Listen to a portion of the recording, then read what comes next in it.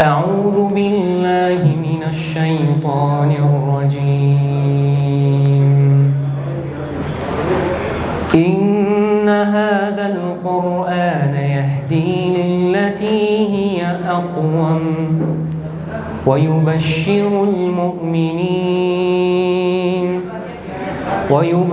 المؤمنين الذين يعملون الصالحات أن لهم أجرا كبيرا وأن الذين لا يؤمنون بالآخرة أعتدنا لهم عذابا أليما.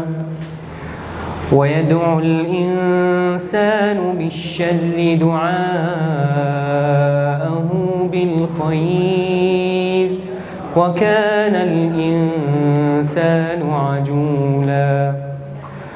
وجعلنا الليل والنهار آيتين فمحونا آية الليل وجعلنا آية النهار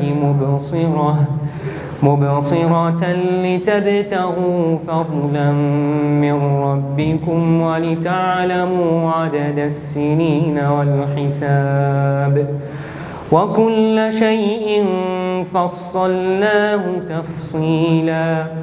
وكل إنسان ألزمناه طائره في عنقه ونخرج له يوم القيامة كتابا يلقاه منشورا.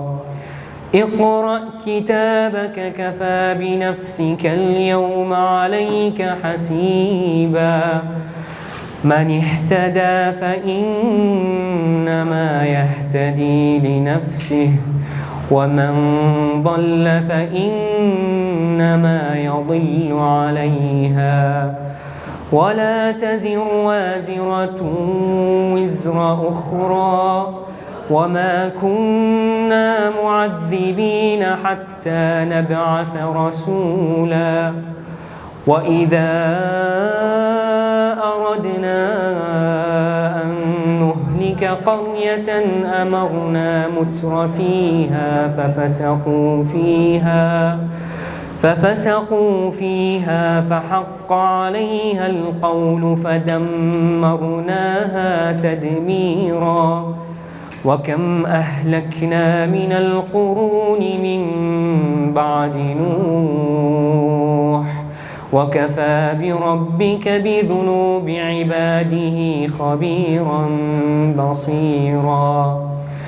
من كان يريد العاجلة عجلنا له فيها ما نشاء لمن نريد ثم جعلنا له جهنم يصلاها مذموما مدحورا. ومن أراد الآخرة وسعى لها سعيها وهو مؤمن